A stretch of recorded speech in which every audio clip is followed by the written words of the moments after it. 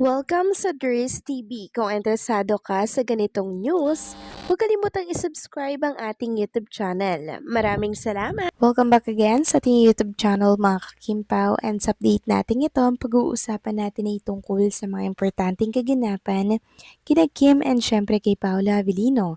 So ang pag-uusapan natin sa update na to ay may kaugnayan nga po mga kakimpaw kay Kim Chu na kung saan ay naka 19 million. So para saan kaya yung 19 million na yan mga kakimpaw? Yan ang pag-uusapan natin mamaya. And syempre, pag-uusapan na tatalakayin din natin ang tungkol sa isang nagkaatraso po kay Chinita Princess. Dahilan para po maglabas ng statement ang Star Magic. Mamaya pag-uusapan natin ang tungkol dyan. Pero bago po ang lahat, maraming salamat po sa inyong patuloy na pag-support at pagsubaybay sa mga daily update natin. Kaya naman bilang pasasalamat, narito po ang isang napili kong komento patungkol ito sa naging previous update. Mula po ito kay Ginang Sonia Nesortado. Sabi niya, "Good evening, Dries. Masaya ako at maya abangan tayong movie ni Kim at Paulo sa December. Kaya ngayon pa lang sabi ko sa mga apo ko, mag-ipon na sila at di namin palalagpasin ang movie ng Kim Pao." Maraming salamat din po sa inyong komento, Ginang Sonia Nesortado. Yes, mag-ipon-ipon na po kayo kasi for sure, ma-approve naman po itong movie ni Kim and Paulo kasi sobrang ganda nga daw po ng story, pagkakalatag ng story.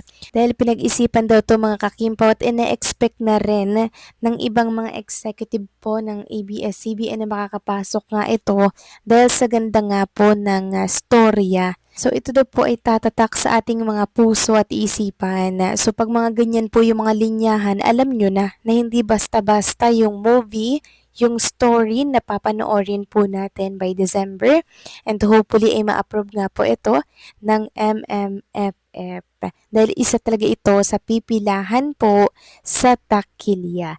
So maraming salamat po sa inyong komento, Ginang Sonia Nesortado. God bless po sa inyo at mabuhay kayo. So, ito na nga pag-usapan na natin mga kakimpa, mga topic na nakalap natin sa update na to.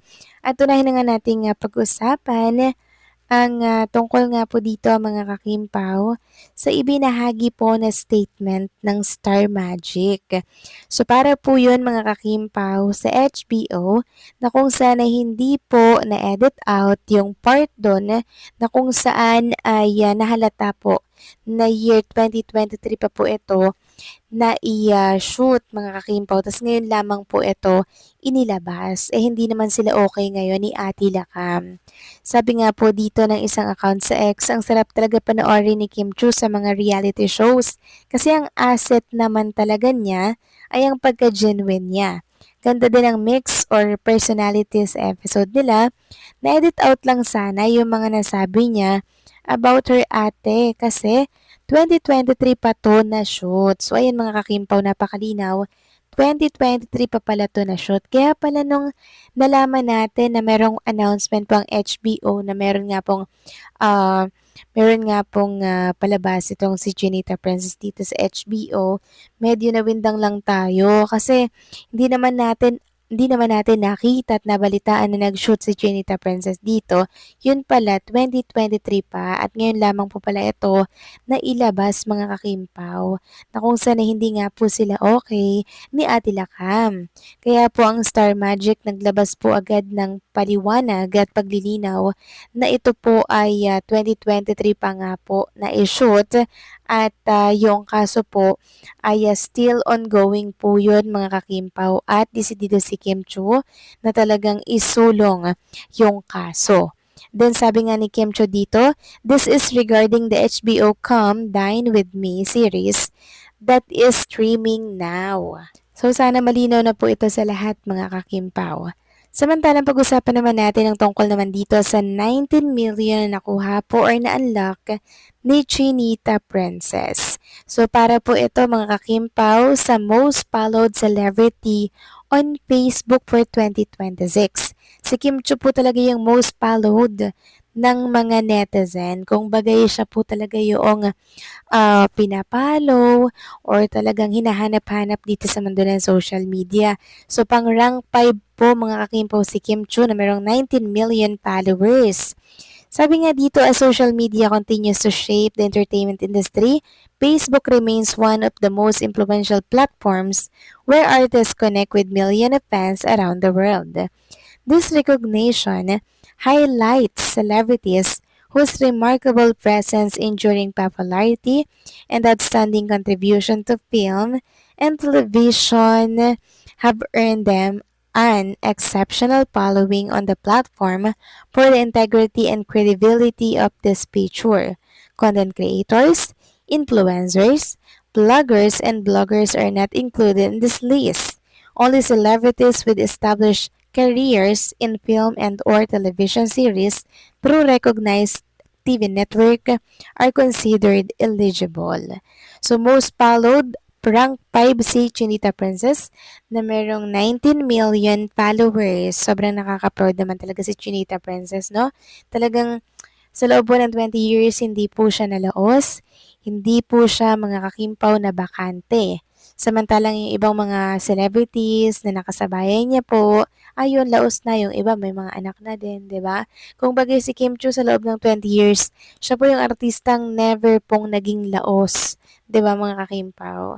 Dahil sa isang sikreto, yun ay dahil marunong pong makisama si Kim Chu sa mga nakakatrabaho niya po dito sa showbiz industry.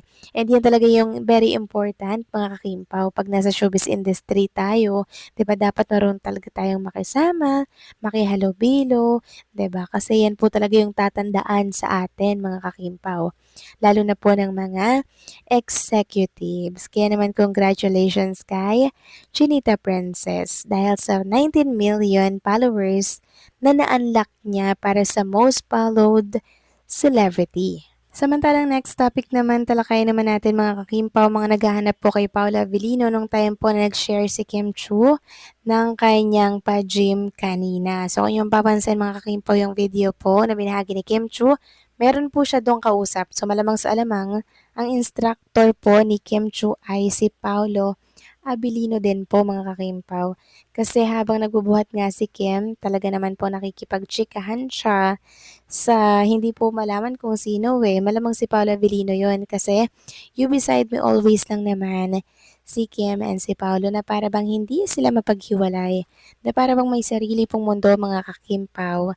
Kaya naman naiinggit or na out of place yung ibang mga kasama po nila kasi talagang sobrang sweet nila 'pag nagkakasama sila mga kakimpaw.